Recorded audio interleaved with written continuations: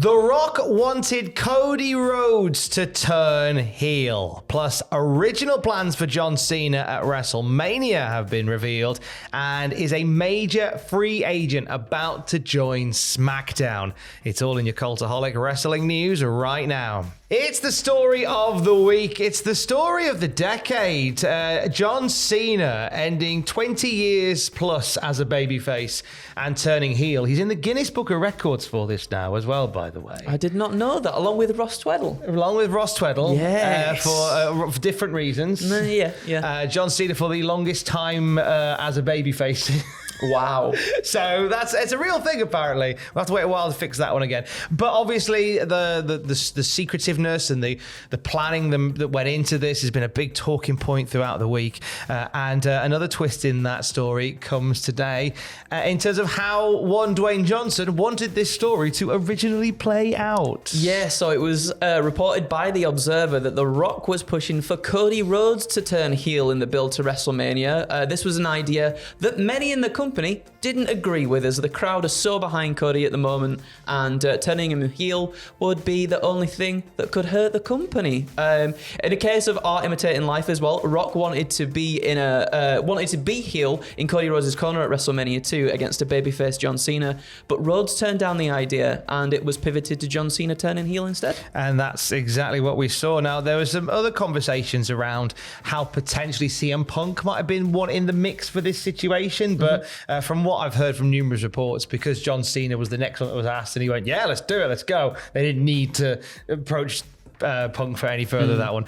Now, in terms of how that WrestleMania match would have played out, so when it was decided that it would be John Cena doing the babyface turn, the original plan was to see what we saw at Elimination Chamber at WrestleMania and have the biggest show of the year, presumably end of night 2, which is where you'd absolutely have to have that match. Yeah. End of night 2, going off with Cena low blowing Cody, beating him up, standing tall with The Rock, doing the heel turn in the final steps of WrestleMania night 2. Not unlike what we saw with Stone Cold Steve Austin at WrestleMania X7, pulling the trigger on the heel turn there. Ill-fated, admittedly, that one was.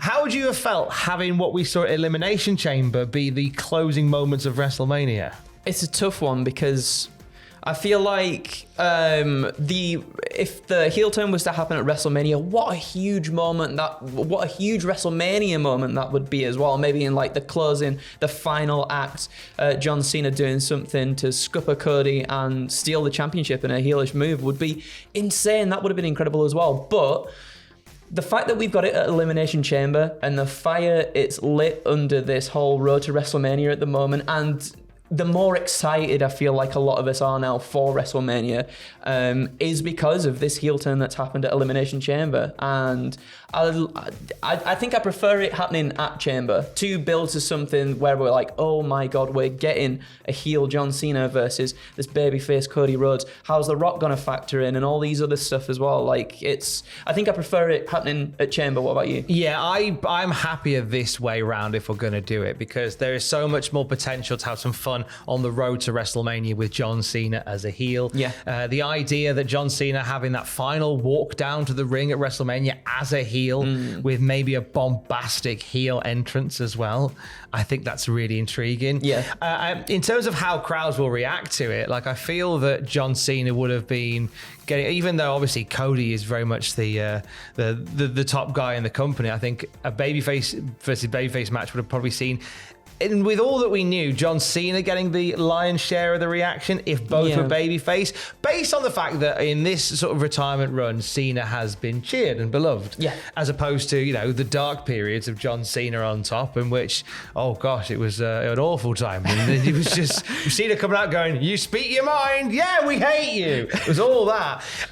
I still think we're going to get majority Cena cheers. Well, that's the thing, isn't it? It's different these days, I feel like sometimes we just like the bad guys too much. Yeah. Although, thinking about it, Dom gets huge heat as well, but we still like Dom at the same time. So I can see people like booing Cena too. Not that we cheer him, but like, I don't know. It's a different time, isn't it? It's not quite as clear cut maybe as it was years ago. And Steve Austin pointed it out in that interview he did with Adrian Hernandez. Do check that out; it's amazing. And we talked about it this morning, and it was how Cena says, like Steve Austin said about John Cena, that making him a heel could potentially make him an even bigger babyface. Yeah, which we've seen happen many times. Yeah, absolutely. But even so, I'm glad that we had it now. We can have more fun creatively along the way, knowing that we can really try and establish John Cena as a heel. He'll get cheered at Mania anyway, but we can have him beat up R-Truth and do awful things to people along the way. That would garner the heat right there. If he did that, and I feel like it's coming at some point as well. Truth's going to confront his childhood hero, and Cena's just going to leave him in the dust. Oh, no. He's just going to leave him for dead. It's going to be awful, and it's going to really help cement the heel turn. It's going to be awful, but it's going to be amazing at the same time. That's the thing. Bad day for R-Truth. Bad day for New Japan Pro Wrestling as well. Take a look at that behind us. That is not a Chris Charlton pipe bomb. That's the shape of the ring post. Look at the state of that, honestly. Big old crack in that. Big old crack in that. You'll get some polyfiller on that. Just a few hours ago, we were meant to see the New Japan Cup get underway at Korakon Hall. That was meant to be a few hours ago, live, but as the show went live, there was no wrestling happening. That's because the ring, as you can see, is, I believe the technical term is completely buggered. They ended up having to cancel the show at short notice. There were fans already in the venue, and they apologized to the fans. We had New Japan president Hiroshi Tanahashi coming out, and fans got refunds. But for people who were there, they got interview segments with Tanahashi, with Goto, with Naito, with Yuta Tsuji, and the two tournament matches that we were meant to see, they've been rescheduled for tomorrow. In terms of the special multi-man tag matches, I think they're just going to forget about them and move on. But yeah, unfortunate. We were watching. We were watching it sort of go down upstairs. Oh, and, okay. That was This is you could, like, everybody was in position. They went, actually no, we can't have a wrestling show. This is a nightmare. I mean, the fact that they came out with something for the fans at least anyway, even though they had to call everything off, at least they've done the refunds thing and been like, we've got some talk show segments and stuff planned and we're going to do it tomorrow, so don't worry. That's quite good that they managed to like sort that out on the quick. I had a great interview with Danny O'Doherty, who runs Rise Wrestling, and he recanted this great story about how they're going to put on their first show in Middlesbrough, and like hours before the show, they were told they couldn't put on a wrestling show. They didn't have the right licenses, so they did not dissimilar to what New Japan did. Just had all the talent there, just cutting promos, doing rap battles. Everyone had a lovely time. Cool. The show was in the bars. Everybody just got drunk together. It was a lovely that's time. nice. That's really good. It's a good time had by all. New Japan back to business tomorrow, all being well. SmackDown falls tonight, and a major free agent is on their way to the Blue Brand, and it really could be at any time now, Andrew. It could be. Malachi Black will be back on the main roster when he resurfaces on WWE programming. Now, Black officially exited AEW when his contract expired in February, after what had generally been considered a disappointing run, some may say. Reports have noted that Black will be returning to WWE, and his return could very well be imminent. According to PWN, Malachi Black is expected to return to WWE as part of the SmackDown brand, and this won't be a huge shock to some, as his wife Zelina Vega is also on SmackDown, and WWE have often tried to book couples on the same show in recent years. They have, haven't they? Yes. It's a rarity. They've actually gone, oh, you're a couple, let's do something that works for you rather than works against you. So and as Fightful Selected reported recently, Malachi Black / Aleister Black's WWE return is imminent. So SmackDown's live tonight. You never know. You never know. I don't know nothing. But you never know. And do you know what? With the women's championship, the changing of the hands recently, and obviously the Hina seal turn, the Hina seal turn, the Cena heel turn, everything. Weren't we all a horror? Stop it, Hina. The seal.